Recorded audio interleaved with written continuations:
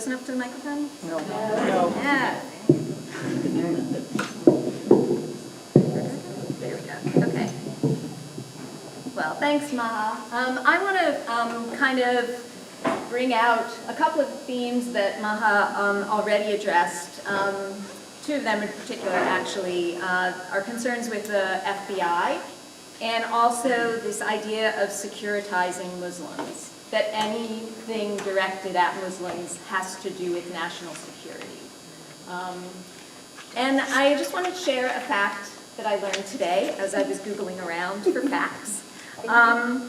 So over the course of the last 15 years or so, on average, in the United States, every year on average, about 20 people are killed by falling TVs and furniture. And about 7 people are killed by extremist violence inspired by right-wing or anti-government ideologies. And about 7 people are killed by extremist violence inspired by Al-Qaeda or ISIS. We are not here to talk about getting revenge against falling TVs and furniture, though. My organization is called now Defending Rights and Dissent. We used to be Defending Dissent Foundation and the Bill of Rights Defense Committee. And we're national civil liberties groups focused primarily on First and Fourth Amendment rights. So I'm going to be taking a look at the war on Muslims through a civil liberties lens. And I want to also talk a bit about the parallels that we see to the war on activism. We see the Department of Homeland Security and the FBI abusing their national security authorities to surveil, monitor, disrupt, discredit, delegitimize the Muslim community and criminalize the Muslim community, as well as social movements, including the Occupy movement, Black Lives Matter, water protectors fighting the Dakota Access Pipeline. And CVE is a big part of this, and the reason why we're concerned about the Countering Violent Extremism program, or the CVE program, from a civil liberties standpoint, is we see CVE as a thought control, surveillance, and behavior modification program developed by the FBI, the Department of Homeland Security, and federal prosecutors. It's based on the premise that the adoption of extreme or radical ideas places individuals on a path towards violence, and that there are discernible indicators to identify people who are vulnerable to this radicalization or at risk of being recruited by terrorist groups. The CVE program recruits teachers, social workers, and health professionals to monitor and reports on the beliefs, associations of their students and clients, and frames First Amendment protected and other legal activities as predictors of future violence. The CVE program right now is being directed primarily at youth, and to put the most generous light on it, this is the way the government portrays it, it seeks to direct kids who may be tempted to commit violence into intervention programs that could serve as an off-ramp away from terrorism. It's not loud enough? Sorry. Thanks. So they want it to be an off-ramp away from terrorism. They want it to be a way not to engage police. And our own police chief, Manger, describes it as wrapping the community's arms around a troubled youth to protect them. And when he says it, you say, that's so beautiful, Chief Manger. How could we oppose it? Well, I guess I wouldn't oppose it if it really were a program that directed necessary social programs equally to all youth at need. But it doesn't. It's a securitized program that imposes a law enforcement and national security frame and value onto programs that should be aimed at the human needs of the clients. Remember, this is a program that was developed by the FBI, and I left off the extra F that I usually put in front of them, and the Department of Homeland Security and federal prosecutors. So in addition to securitizing the relationship between service providers and client, the program identifies legal and often First Amendment protected activities and beliefs as a sign that a person is on the road to becoming a terrorist. And in theory, the way particularly the FBI brands this program, it's ecumenical. They're going to protect those youth from the lure of radical environmentalists, animal rights activists, white supremacists, anti-government types, pro and anti-abortion extremists, anarchists, ISIS, and Al-Qaeda. They're going to do it all. And in general, we see the FBI and the Department of Homeland Security being very happy to conflate activism with terrorism. In 2005, the FBI testified to Congress that, in fact, animal rights and eco-terrorists are the #1 terrorism threat to the country. And we've seen it throughout. So I just need to pause for a minute, because if the FBI had testified that Muslims were the #1 terrorist threat to the country, you wouldn't laugh. And that should be just as funny, because it's just as absurd, and it's just as wrong, and it's just as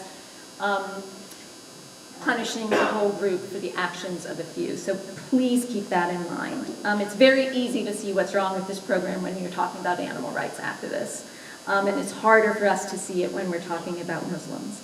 But we have seen throughout history the way the FBI looks at social movements and tries to criminalize them. I think probably most people have heard of the COINTEL program. That was the FBI's program where they wanted to have an agent. They wanted every black person in the country to feel that the FBI was watching them. And they infiltrated and surveilled not just the Black liberation movement, but the peace movement and the women's rights movement and any movement that was happening at the time. So we know that the FBI does that, but in reality, the CVE program really isn't as ecumenical as they say it is. If it were ecumenical, it would still be wrong, but what it does is it's directed really almost exclusively at the Muslim community. There's a little bit of window dressing where they'll pretend that they're looking at white supremacists, because gosh darn it, those guys are bad too. But it's so much easier for them to target a minority community that goes to mosque, where they can go and surveil them and talk to them and stigmatize them all in a group, because they're all there at the mosque. So the program stigmatizes the entire Muslim community as inherently suspect, and this not only serves to promote and justify Islamophobia among non-Muslims, but it also restricts the First Amendment rights of Muslims. It doesn't allow them to celebrate their religion in the way they want to, and it also restricts their ability to be as politically engaged as they might want to, because one of the identifying indicators of a potential terrorist is they're disgruntled about U.S. foreign policy. How many people in this room might perhaps be? But you're not Muslim, so for the most part, you're not Muslim, so you're not going to be targeted by the CVE program. So why are we talking so much about CVE here? If it's intended to be an off-ramp, and if we know that the FBI usually plays a lot dirtier than wrapping their hands around an individual and trying to protect them, what's wrong with the CVE program, and why are we talking about it here today? I think a lot of you know that Montgomery County has a CVE program called... Can you just tell us what CVE is again? Countering Violent Extremism. Sorry, my inside the Beltway jargon. We are here inside the Beltway, don't we? So Montgomery County has a program, it's called BRAVE, Building Resilience Against Violent Extremism. It's run out of a division at the University of Maryland called the Center for Health and Homeland Security. It was started by a Montgomery County NGO called WORD. I always forget what the acronym stands for. World Organization for Research and Development and Education. Thomas, acronym guy. World Organization for Research, Development, and Education. Research and Development of Education. It's WORDE. And it's coordinated along with the the Faith Communities Working Group, which is a quasi-governmental county organization. And really, I think they want to spread love and understanding, and they perhaps just don't quite understand the way the Countering Violent Extremism program stigmatizes the whole community, and the way that it's really putting a government imprimatur of approval on a certain way of worshiping and a certain way of being Muslim. There's a right way and there's a wrong way, and if you do it the wrong way, the Countering Violent Extremism program is going to intervene and show you the right way. So it's often characterized as a community-led program, and I've gone to several of the community forums sponsored by either Word or the Brave people. And there's always a huge number of police officers there. Fine with police officers fighting crime, but when police officers are charged with identifying people through their religious or their First Amendment or their other legal activities as being potential terrorists, then I have a problem with it. But the Montgomery County Police love this Countering Violent Extremism program. School resource officers, which are the police who are stationed at our schools, which is a whole nother conversation, which we'll have to engage in one day together. The school resource officers are charged with helping to identify these youth who need to be intervened with. And the Assistant Chief of Police described it as, this is how our Montgomery County Assistant Chief of Police described the Countering Violent Extremism program. It's a way to gather information on security threats and share it with state and federal officials. Citizens with whom police have cultivated relationships serve as conduits of information, and schools and facilities such as the ICC Cultural Center provide access points. Security tips and alerts are then passed on to federal agencies through fusion centers, the information hubs created by the Department of Homeland Security.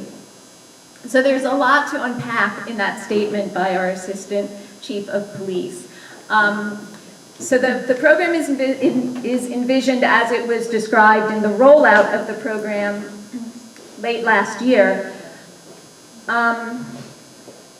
School resource officers are going to look at kids who are alienated, having difficulties at school, maybe engaged in bullying, maybe are targeted as bullies, and they're going to refer these troubled youth to a team, an intervention team, which could be made up of school counselors or social service personnel or health professionals to intervene in this child's life and help them turn away from violent extremism, although the indicators that the police are using to figure out who's going to be a terrorist have no scientific evidence behind them as being actual indicators of becoming a terrorist.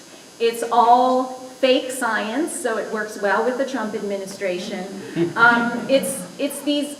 kind of reverse engineer these indicators. They look at people who may have who actually did commit terrorist acts, and they say, oh, they're alienated. Oh, they watched Al-Qaeda videos on TV. Oh, they didn't have a good relationship with their mom. And they look at these indicators, and then they decide that if you have these traits, then you're likely to become a terrorist, or you're vulnerable to becoming a terrorist, without acknowledging the fact that 80% of high school students exhibit these self-same characteristics. So they're absolutely inadequate to, A, keeping us safe from this admittedly very small threat that we face of violent extremism, but they also have a huge risk of identifying a huge number of people who have no interest, no intention, and would never in a million years engage in an extremist violent act, and therefore stigmatize them, and the fact that the program is aimed at the Muslim community, again, creates this aura that the Muslim is a danger, that the Muslim is,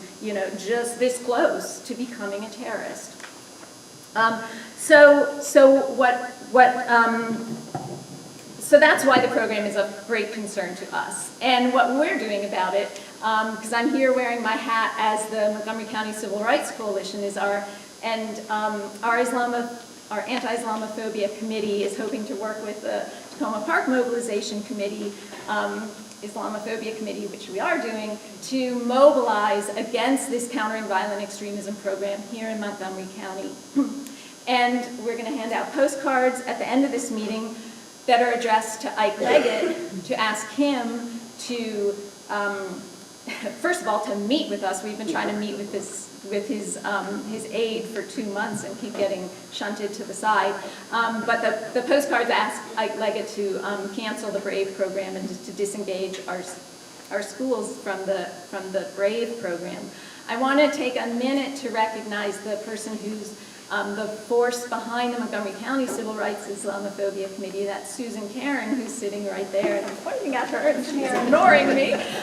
So you can ask her question. She's doing an awesome job leading our coalition to challenge this program in Montgomery County and targeting Ike Leggett and the county council and making them look into this program, especially now under the Trump administration. Under Obama, countering violent extremism was supposed to be all against every bad thinker, every bad radical movement. But under Trump, he wants to rebrand it to just particular being against radical Islam. And so it will clearly, the window dressing will be gone. It will be only focused on the Muslim community. And I know that our county council is not interested in a program that's going to stigmatize the Muslim community. And they've said as much, but we need to get them acting. The real danger of this program is that now that it's housed in the University of Maryland, their goal is to export it throughout the country. And that has a lot of other communities really concerned that what's been called the Montgomery model is going to be happening all around the country in a very dangerous way. And also, Kit Bonson waived our sign-up sheet. If you're interested in getting engaged on this this campaign directed at the county council, please sign up there. But we'll also be working with the TP-MOB Islamophobia Committee and raising some hell in Montgomery County.